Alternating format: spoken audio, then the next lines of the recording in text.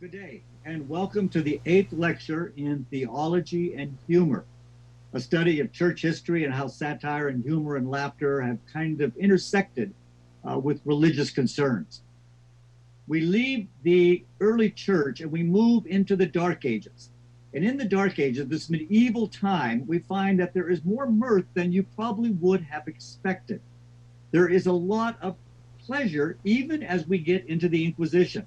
I mean, we look at the devil himself and he says, I need someone well versed in the art of torture. Do you know PowerPoint? And for some of you, it may have seemed like that, but don't worry, the Inquisition will pass. But the next thing we see is that we have this amnesia about this time. We don't understand the Middle Ages as much as we need to, and to see what it contributes to us today. Stephen Wright, one of my kind of favorite comedians, very deadpan and ironic, said, right now I'm having amnesia and deja vu at the same time. I think I've forgotten this before. So we may forget certain things from the Middle Ages, but we are going to remember them and go over them today. Now, the first thing we look at that is next is the one document that really establishes the whole cosmology, the understanding of the structure of the Middle Ages, this great edifice, is Dante's The Divine Comedy. And notice it's called The Divine Comedy. It is a comedy because it ends well, and it creates these three spheres. It looks at the laughter in heaven. In fact, when Dante actually goes to heaven, the first thing he hears is this celestial laughter. But then we have the weeping in hell, and also this kind of pain that you get in purgatory, the mountain of purgatory, the 7-story hill that we see in the background. But along the way, Dante also includes quite a bit of wit and satire. For example, in the Inferno, he prepares Pope Boniface, who is not yet dead, but is one of his enemies from Florence. He puts him in the 8th circle of hell for his simony, for selling church offices, to trying to make money. And he is buried head first in this pit with his feet sticking up on fire. And what a wonderful image for some of our religious leaders to end up this way after having preached so much hell and brimstone to us. Now, the next thing we see is that he also puts down those people who are a little too solemn and melancholy. He says, because certain people remain so doggedly sad and melancholic in the presence of God's sweet air and sunshine, when he gives us so much gladness on this earth, these sullen people are consigned to the darkest region where they can nurse all of their grievances. And so we get this picture that laughter is coming into this era, and it is not only sneaking in. Now, first we go back next and we look at the influence of some of the ascetic church fathers. These are people who wanted to discipline their flesh. They were very stoic in many ways. And so monks felt very called to focus upon the suffering and the death of Jesus. This is why many times we see the crucifix instead of the empty cross. They were called to renounce the world, the flesh, and the devil, as are we, but that also included laughter and included an appreciation of God's gifts. But if we sneak next, we can find that there is a secret life of these ascetic monks. They had a tendency to kind of look at illuminated manuscripts, eat potato chips, and laugh. And we're going to see next how they began to laugh. John Huizinga wrote a book on Homo Ludens, which is man the player, the man, the person who loves to play. And it's a kind of a study of how play has existed throughout culture. We find that holy days are going to become holidays. And so the holiday is still a holy day. It is a time not only of recreation, but a time of being recreated. We are recreated in the grace and the joy of our Lord Jesus Christ. In fact, during this time, we find a virtue of hilaritas, and we've seen that virtue before, of cheerfulness, of laughter. It's used as a theological strategy for converting people through risibilitas. Priests began to kind of collect what were known as Yoko Sanctorum, holy jokes. Yoko, joke, Sanctorum, holy. And these are short, witty stories that they would tell from the pulpit. We find especially on Easter, they would tell this kind of holy story of how God overcame Satan. In fact, one of the great reformers in the 10th century was Odo of Cluny. And Cluny was a great place in France where they reformed and they brought the Benedictine rule in, but they enjoyed what they did.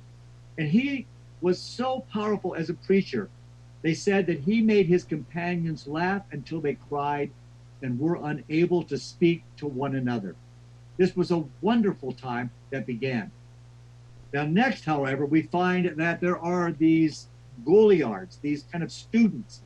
They're basically sophomores, and sophomore, of course, means soft, meaning wisdom, and more, meaning moron.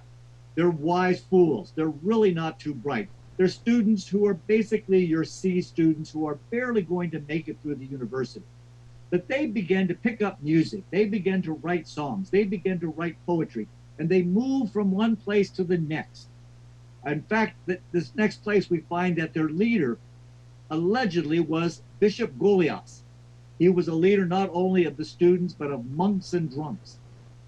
And we really don't know the origin of the word Goliards. It may have come from the Latin gula, meaning gluttony, because they ate so much and drank so much, or this idea of the Bishop Goliath, which is a form of the term Goliath.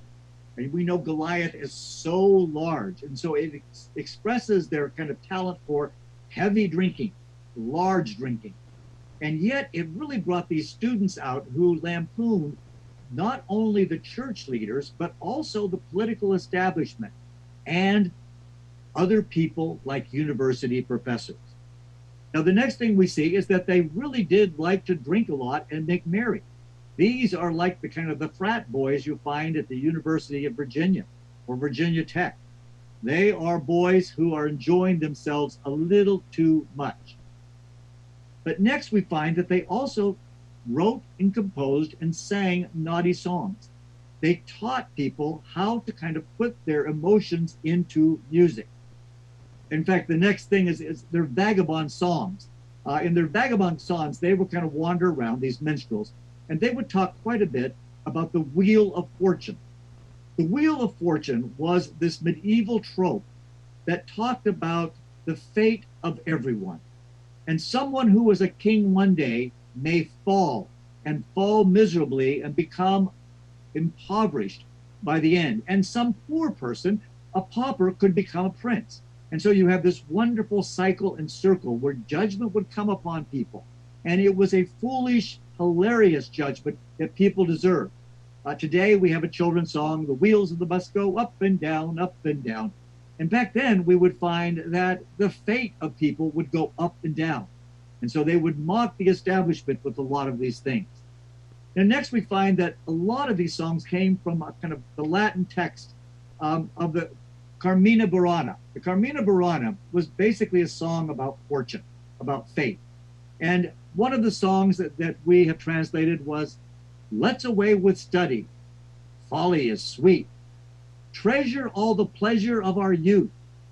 There's time enough for age to think on truth. So short a day and life so quickly hasting, and in your study wasting youth that would be gay and happy and cheerful." And so we find that the young students are there saying, we're sitting in the classroom and the professor is droning on and on and on with a PowerPoint lecture. It gets us next, though, to this great image that I mentioned, this trope of fortune, this fortune who is over all of the world, the empress of the world. And she is teaching people that you don't need to worry, you don't need to be anxious, but you also need to kind of hope as well, because nature is very ephemeral in this world.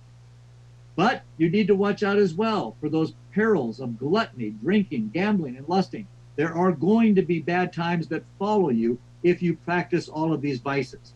And soon the 7 deadly sins are going to become major symbols and emblems in literature and in art that we'll see next week. In fact, next, if you look, you can find that choirs, before they would sing their sacred song, their motets, they would gather around a wine keg. It'd be good to hear a Baptist choir with a little wine in them and see how wonderfully glorious they did sound.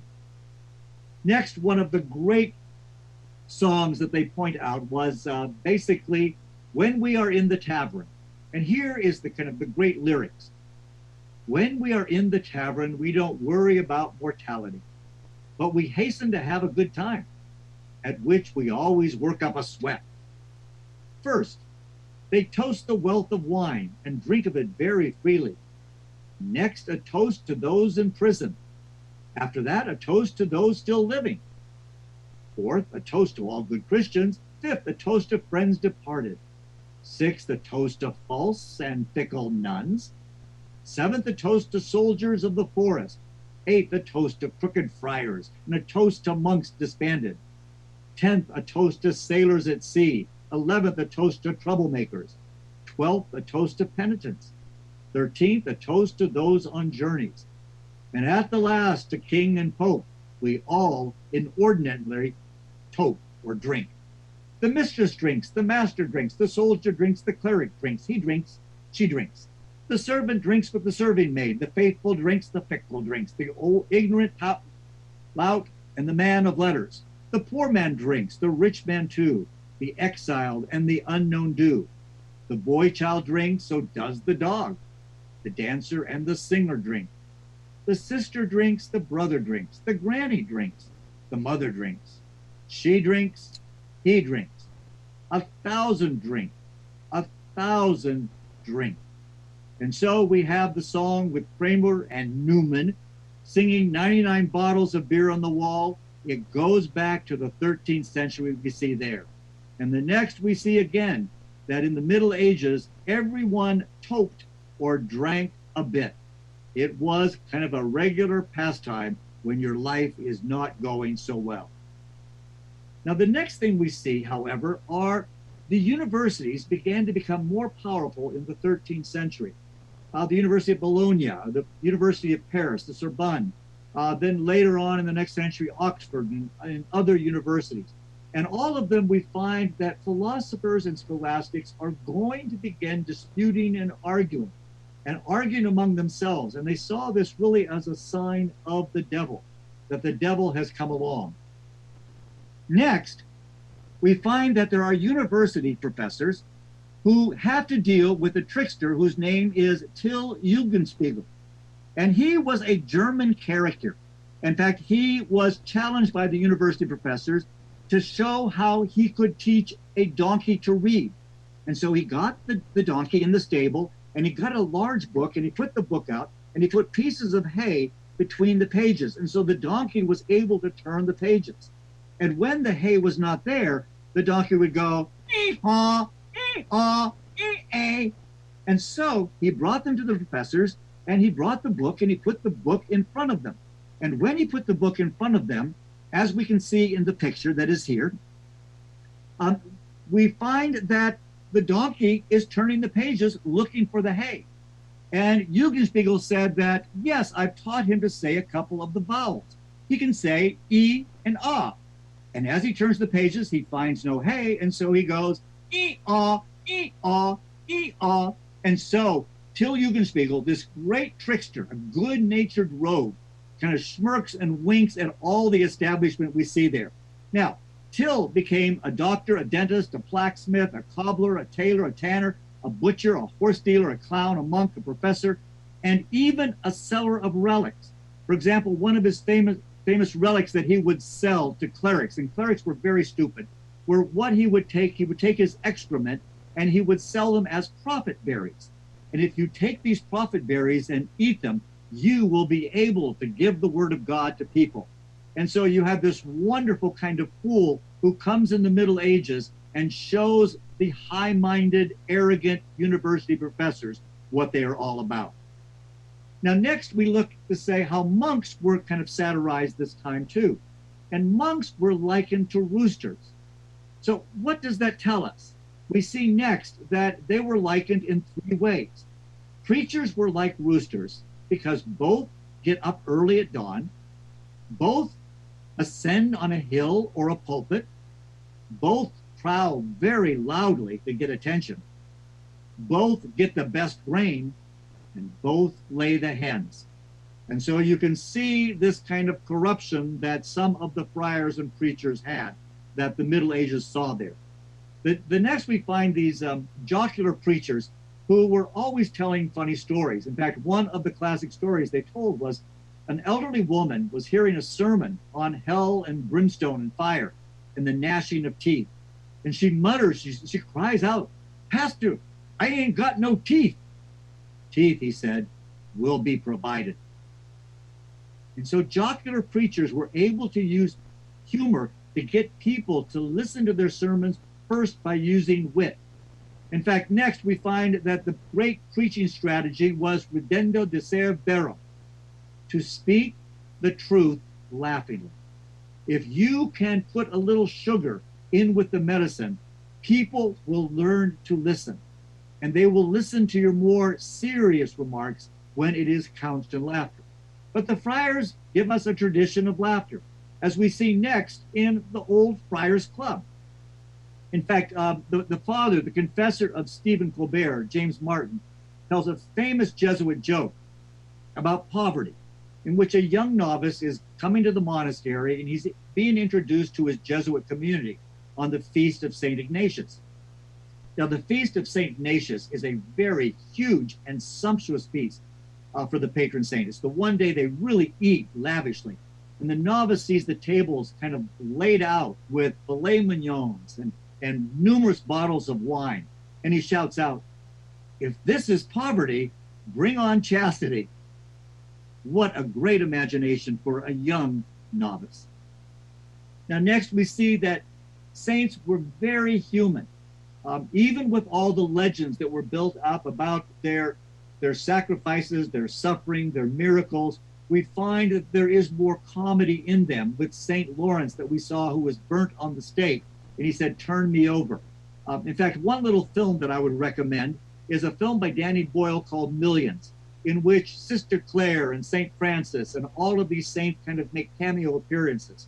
And much like many Roman Catholics of the 50s, they're smoking a lot. Those cigarettes are right there. And it's a very kind of comic but benign and kind view of saints and what is going on.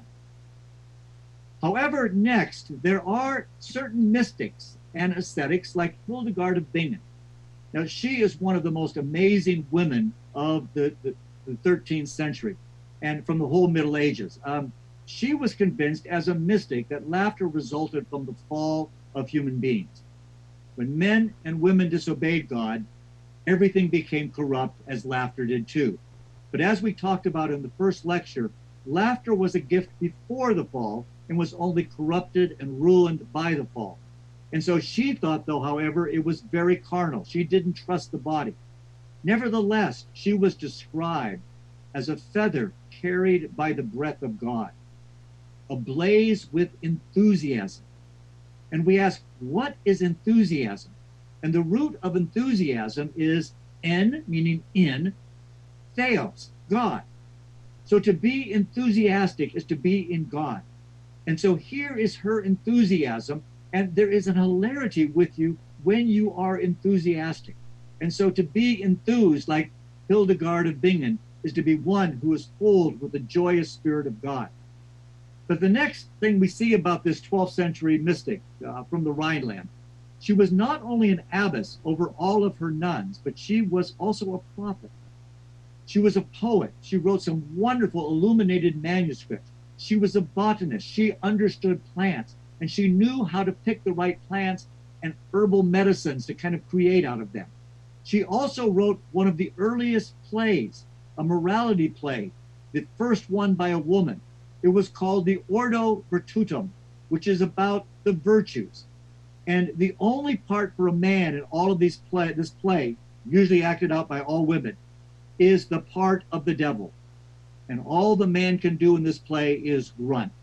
It's a perfect feminist text that is holy and also very moral at the same time.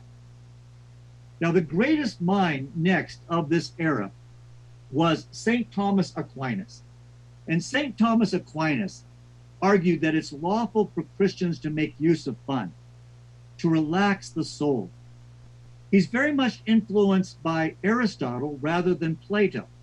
And Aristotle had a sense of moderation, that you want to find what is temperate, what is right in the middle.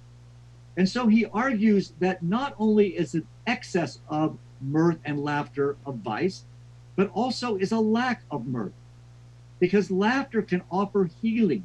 It can bring you regeneration. It can change your soul. Now, he was called the dumb ox because as a young cleric, he was very quiet. He would be thinking. And yet he wrote one of the greatest texts of all, the Summa Theologica, that was there. And G.K. Chesterton, who was as large as Aquinas, both of them about 300 pounds. In fact, Aquinas, they said, they had to cut a crescent in the dining room table just so his belly could eat there. He was a great big man, but it was a man that really enjoyed to eat, enjoyed to think. And they called him a dumb ox because he was quiet. He was a mute ox. But when his teacher, Albert the Great, looked at him, he prophesied, one day this ox is going to bellow so loud that the world will hear. And he becomes the greatest mind of the Middle Ages. In fact, the next thing we see about him is that he contrasts buffoons and bores. Now, many people in the early church really would chastise buffoons because they would laugh too much and laugh at the wrong time. But he would say that the bores were just as bad because they can never make a joke up themselves, nor do they put up with people that do. So he said, we must live our lives between buffoonery and boorishness. There's a happy medium there. You engage in humor at the right time, the right place, and the right degree. He called this eutropelia. EU meaning good, and tropelia mean turning. So you turn something to good, you turn something to joy, you turn something to cheerfulness and wittiness. It was a wonderful thing. So Aquinas adapted all of these ideas from Aristotle, and he says we need to be recreated in this image, and we need to play. And there is the sin of playing too much, but there is the sin of playing too little. Now, next we find another saint that I just discovered about this week, more about what she had to say about laughter. And this is St. Julian of Norwich in the 15th century. And a time of plagues, persecutions, revolts, famine, and fear. She was an anchorite who lived in the church, and she laughed exuberantly. And Amy Loris Hall, I just read her book this week, and she really starts off with this quotation that we see next. She writes, I also saw our Lord scorn the devil's wickedness and set him at nothing. He wants us to do the same. But at this revelation, I laughed heartily, and that made those who were around me laugh too. And their laughter pleased me. I wish that all my fellow Christians had seen what I saw, and then they would all have laughed with me. But I did not see Christ laughing yet. Nevertheless, it pleases him that we should laugh, to cheer ourselves and rejoice in God, because the fiend has been conquered. Here is the woman who talked about all shall be well, and all shall be well, and all manner of things shall be well. And she saw it as a way in which the devil is going to be defeated. The devil is going to lose. In fact, there's a wonderful little book by C.S. Lewis called The Screwtape Letters. And there are going to be two churchmen that we're going to see in a couple of weeks who echo St. Julian's laughter at the devil. One of them was Martin Luther, who said, the best way to drive out the devil, if he is not going to yield to text of Scripture, is to jeer and flout him, to make fun of him, for he cannot bear scorn. And besides Martin Luther, there was the Roman Catholic Sir Thomas More, the man of all seasons. And he said the devil is such a proud spirit that he cannot endure to be mocked. And so St. Julian, with these great people that are going to follow her, recognizes this. And we see next an example of this, where God mocks from the heavens, where God looks down at the arrogant and supercilious, and he throws water balloons at them. And this is what Chesterton says, it is not so much that it rains, but God throws down rain on us to refresh us and to rebaptize us and to remind us that he in his heavens is going to have fun with us and will play with us whether we will or not. Now next we come to another saint who everybody seems to neglect. And he was a favorite saint because his name was Saint Nemo. Now, Nemo means nobody. And so it is this play on words we find in the Middle Ages, where we say Saint Nemo is righteous, because scripture tells us that nobody is righteous. But Saint Nemo is righteous. But we find that Saint Nemo has also seen God and lived. We're told that nobody has seen God and lived, but Saint Nemo has. And the scriptures tell us that nobody can serve two masters, but Saint Nemo can serve two masters because he is Saint Nobody. Next, we come to the whole atmosphere. This next atmosphere is the one that the Russian literary critic Mikhail Bakhtin has described as a spirit of carnival, where the community gets together and celebrates the poor, the people that are marginal, the people that are neglected. And they also look at the lower strata of the body. We may emphasize with St. Thomas Aquinas of the mind and the life of the soul. But here we recognize that God also made the body, which is very grotesque, this lower part, and all the desires that God put there, especially in our digestion, our excretion, and in sex. And so these parts that God put into us are parts of our celebration of God. And so instead of just looking at thought and speech, we will look next at all of these parts about carnival. And during carnival, everything is going to be turned upside down. So what we see is the wise owl is going to become this wonderful kind of foolish creature. And we look next week at Rabelais, this great author of Gargantua and Pantagruel, his two giants, and who are excessive in everything they do.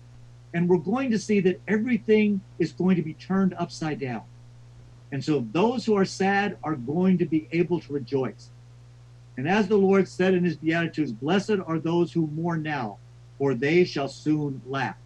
And this is the time of carnival. Now, next we find that it happens in northern France around Christmas time, sometime in the 12 days of Christmas. And it's a time in when you also celebrate in what is called the Feast of Fools. And in the Feast of Fools, you celebrate Mary's Magnificat during the Annunciation, where she recognizes that the Lord has taken the humble and exalted them. And so the mighty are going to be pulled down from their seat, and the humble are going to be raised. And it's a wonderful celebration of carnival, where the small little people are able to take over for the great powerful people. Where we see that is next in carnival, which means farewell to the flesh. And this is generally what we know as Mardi Gras. This is Fat Tuesday, just before Lent. And you find that this is a wonderful time in which students are able to kind of mock their professors. In fact, many times we find that I've invited my students during different times to look at professors. And when they look at their professors, I say, I want you to go out and for your assignment, I want you to imitate your professor in the class. Find out what he or she says periodically. Find out different gestures of what they use and how they express themselves. Find the foolish things about your professor and come in and perform.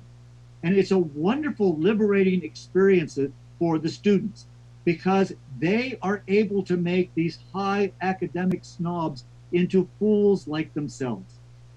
It takes the high and mighty and brings us down. In fact, I'm 5'5", and one time a basketball player named Nick came into the room as me. And he used his hands a lot, but he was also on his knees. And he came shuffling in on his knees, and suddenly I was put in my place. And it's a kind of a wonderful image of how the Feast of Fools makes us all equal. Well, the next thing we find is that Harvey Cox wrote a book called Feast of Fools. Harvey Cox from Harvard University, kind of an old friend of mine, and he said what the clergy would do would be wearing masks, they would dress up as women or minstrels, they would sing the songs of Goliards, they would play dice at the altar. Remember, they're reenacting what the soldiers did at the cross and not just kind of gambling there, but there's something. Or they would choose a mock bishop who acted like a clown. And Harvey Cox brought this out in many different ways. But next we see that in this kind of Feast of the Fools, characters would ape the hierarchy. They would really make fun of them. They could hold their religious books upside down.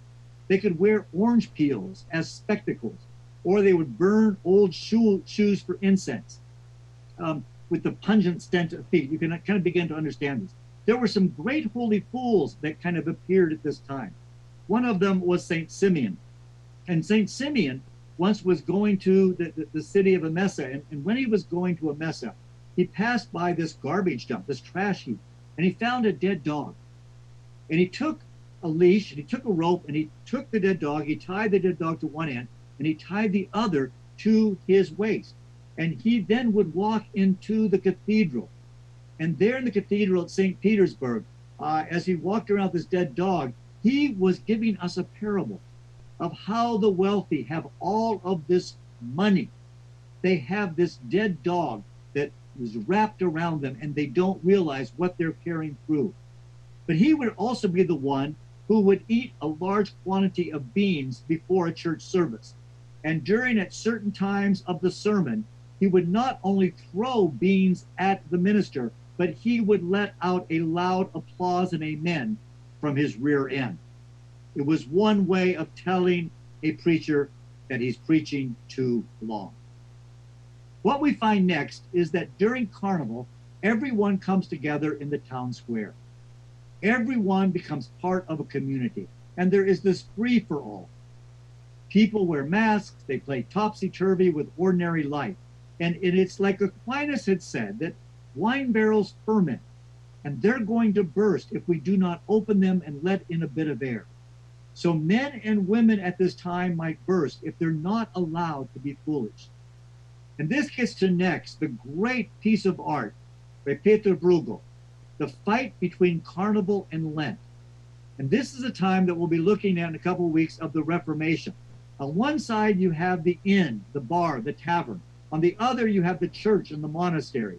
And you find this battle between these two characters, this fat, gluttonous man who has sausages and a pig head on a pike, who rides the barrel of beer, against this woman who is ascetic, and all she has is these 2 slight fish for Friday's lunch. And it's this battle between the Roman Catholics and the Protestants seen as the one who are now the carnival, the gluttons that are there. This gets us again back to this whole idea of grotesque eating. This next thing on grotesque eating is showing how during this time there is an ambivalence about life. Now, the ambivalence about life is that on one hand you see the plague, you see decay, and you see death. But on the other hand, you are going to celebrate renewal and birth. And so the common image to kind of create this ambivalence was a pregnant old hag. This woman who is old and wrinkled like Sarah of the Bible, but she is rotund and fecund and ready to give birth to new life. And it's this wonderful kind of contrast and juxtaposition which is meant to kind of remind us that this life is not all there is. Now, Bakhtin, who wrote about this Rabelaisian world, began to kind of focus on bodily functions. And the body is funny if we allow it to be. In fact, if you look at this kind of little picture on the right, we find there are 4 men who are shoveling food in this gargantuan, this giant's mouth. And it's all meant to be kind of gross and robust and kind of rollickingly outrageous that has been captured there. The next thing to look at is another 13th century book called The Romance of the Rose, The Romance of the Rose. And C.S. Lewis wrote a wonderful book called The Allegory of Love, all about this. But in it, it deals with kind of female sexuality too. And the garden is an image of that which is protected, the virginity. And there's a gate there that the lover cannot get in until he woos and wins and marries the girl. And it is also the image of the rose as this kind of sexual organ. In fact, if you remember William Hearst's kind of parody when they did Citizen Kane.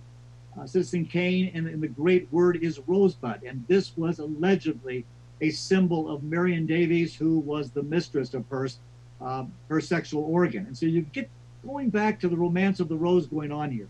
But the prudish author, one of the prudish characters in the Romance of the Rose, says, even if God did make the sexual organs, he didn't name them. And so we shouldn't talk about them either.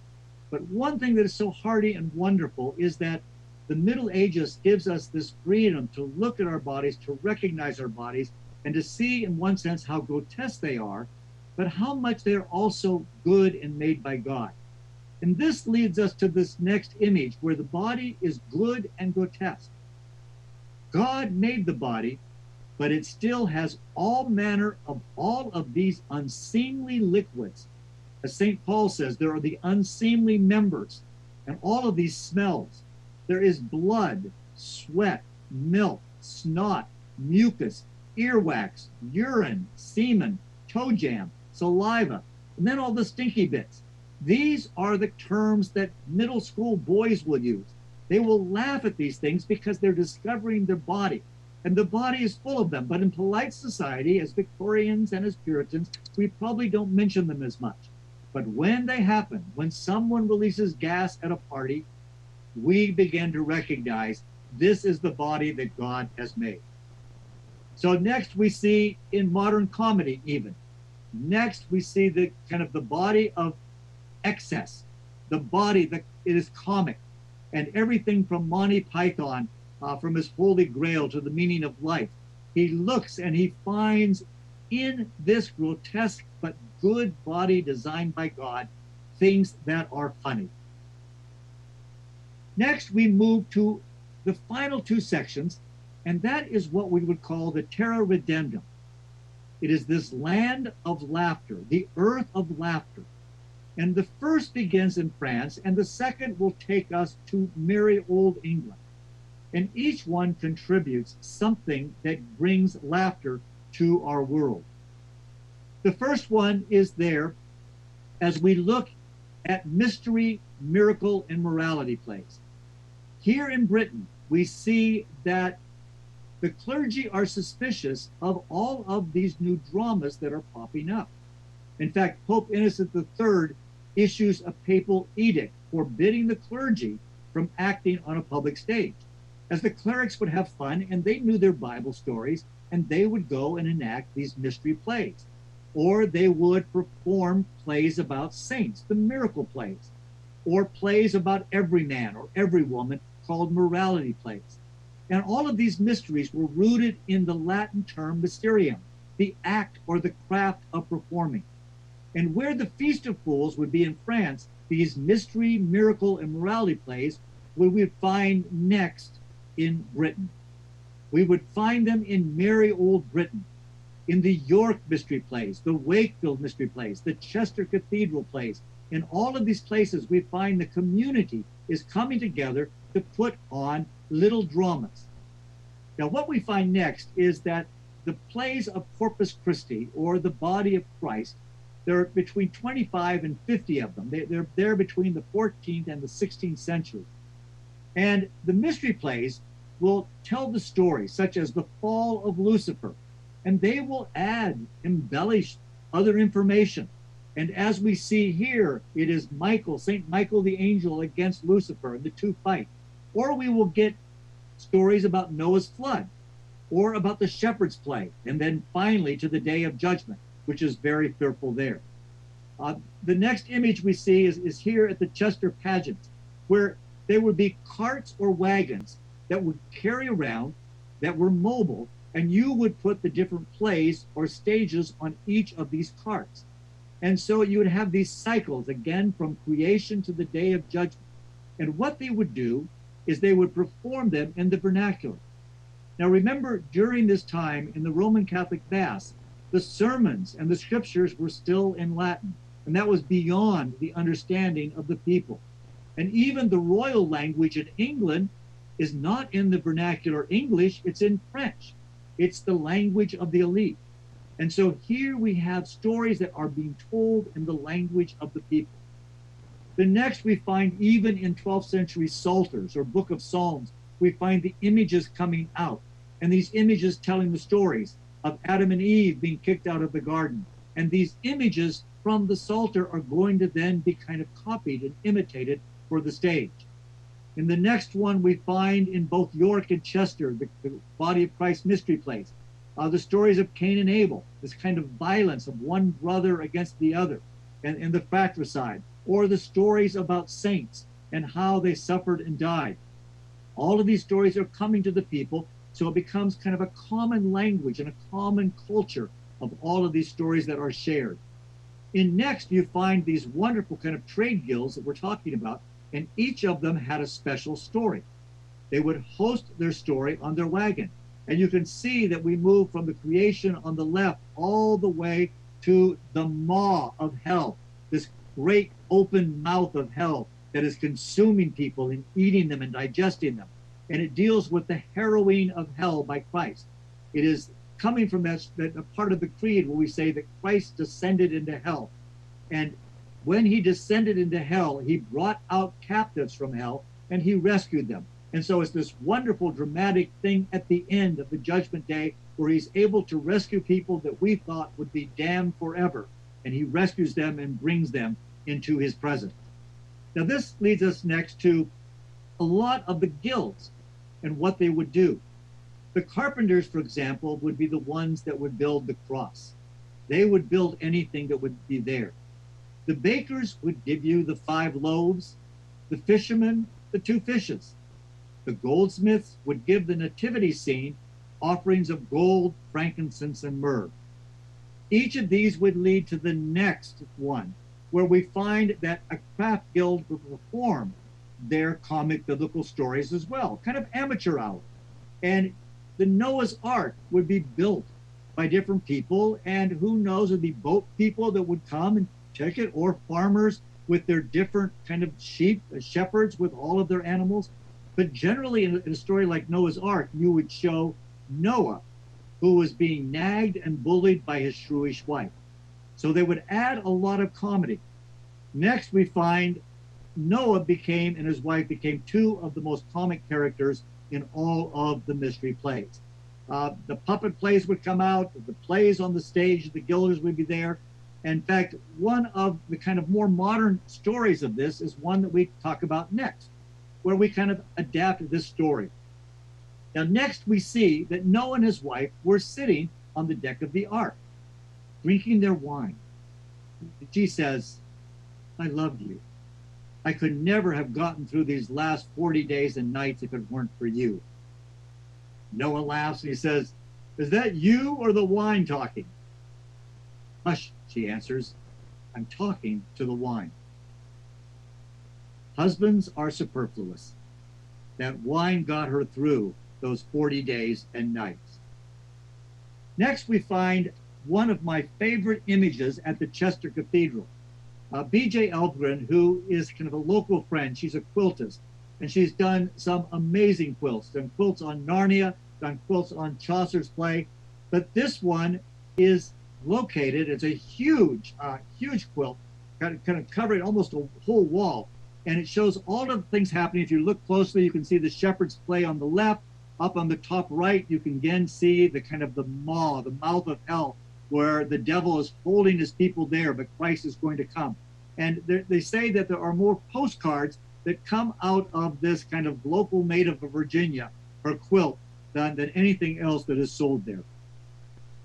Next, though, we move to kind of one little last thing on these stories, and that's the idea of the mummer. Now, the mummer basically comes from an old Middle East word, mum, which means silent, where we get mum as well. It's kind of a mask. And we find in these masks, they're associated also with this kind of idea of a disguised person. And it's where you come and you celebrate. You celebrate who you are. The next thing you see is that here we are, we're a mummer. And I'm a mummer, kind of a mix of both a Bugs Bunny rabbit and a Porky Pig. It's not working well, so let's go to the next image, I think, which is much better. Here we see the mummers who dress up in various ways with antlers, and you see that there is a kind of a combination where a monk can have the kind of the foot of a donkey as well, not only his tonsure on the top of the head. But here were the mummers coming out and singing and dancing, and again, taking the Feast of Fools from the French and bringing it all together. In fact, next we can even go to the city of Philadelphia, brotherly love, and we find there that the mummers are out dancing. This is a different kind of protest, the protest for hilarity, the protest for celebration that, Lord willing, we will soon see back in our cities. In fact, the next image too shows how you can even get sponsors, and you would play off all of these images where people, whole communities would dress up. And so it may be secular, but it gets us back to the idea of the Feast of Fools and the plays. Next, we end up with the last play we'll look at.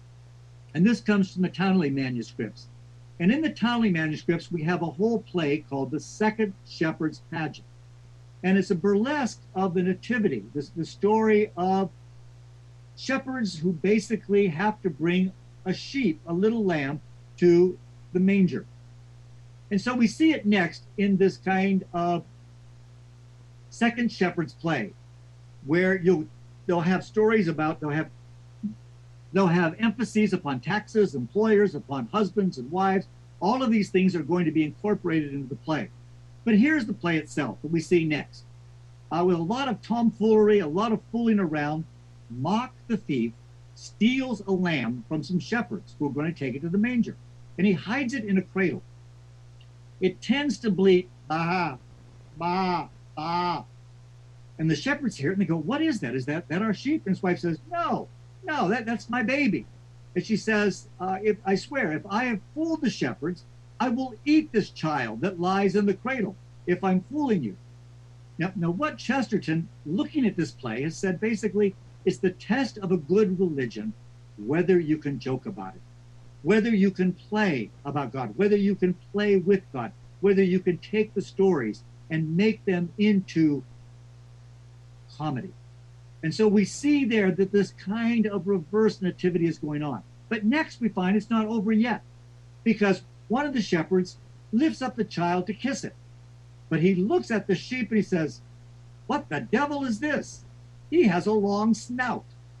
And so they rescue their little lamb, and the woman does not get to eat it. And after rescuing the lamb, an angel commands them to go on to Bethlehem, where they greet a laughing child Jesus, and they give him cherries, a bird, and a ball, and of course, the little lamb.